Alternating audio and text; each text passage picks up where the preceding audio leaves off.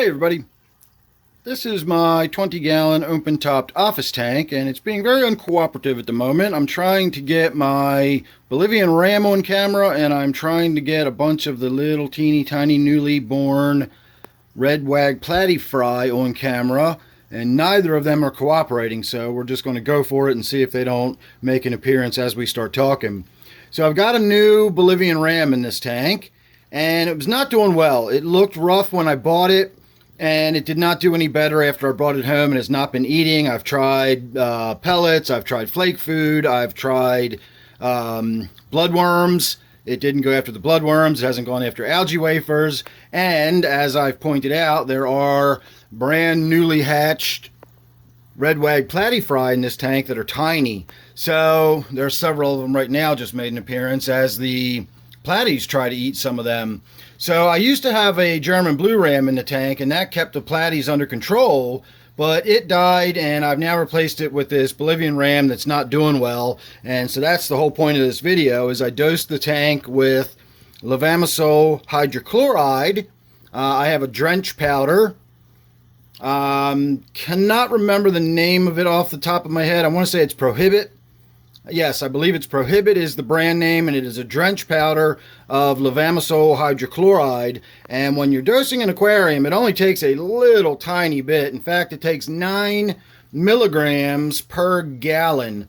And since this tank only holds about 15 gallons of water when it's full, I really only needed about 135 to maybe 150 milligrams of the Levamisole to put in the tank. So when I was downstairs, I was doing my measurements. I had my little scale out, which is only accurate to 1/10 of a gram. And I was fiddling with that, and I got what I thought was the right dosage.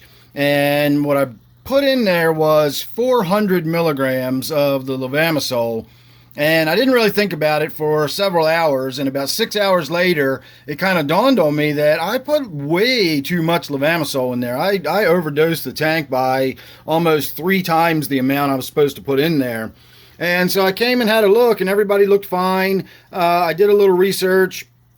I've got a very good article on how to use the Levamisole correctly. I will put a link down below, or if I can attach a card, I will link to that article. It tells you everything you will need to know about how to properly and safely use the Levamisole in your tank and how to measure it and accurately get the right dosage and so on and so forth. So at the very bottom, what I found was in the section about overdosing, the author was saying that prior to learning how much you were supposed to use in the tank, they used to use as much as 800 milligrams in a 10-gallon tank. And I've only got 400 milligrams in roughly 15 gallons of water, or we could say a 20-gallon tank. I don't know how much water he had in his tank, but a 10-gallon tank, he was putting 800 milligrams of the Levamisole.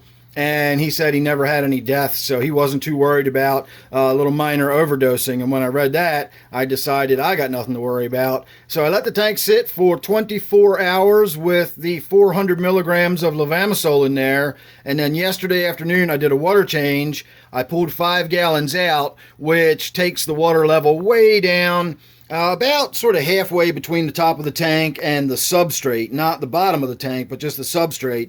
So it's moving, 5 gallons takes a good 3/4 or, at least 2/3 of the water out of the tank. And so I did that water change yesterday, put a new filter in it, and then today I wiped down the glass just for the sake of doing this video. But so far, not only is everybody fine, but I'm now seeing these brand new fry. So these fry literally have hatched within the last couple of days, and that was with overdosing the Levamisole by, again, a factor of about 3. So, there you go. That's pretty good evidence that Levamisole is a very, very safe option to medicate your aquarium if you think you have internal parasites in one of your fish. So again, I will leave a link down below. I will also ask you to subscribe. Make sure you ring that bell. You never know what you're going to get with me. You don't want to miss any of my surprise live streams. And of course, I do a live stream every Friday and Sunday night at 8 p.m. Eastern time, so you don't want to miss any of those either. All right, everybody, thanks for watching this one, and I hope to see you real soon in the next one.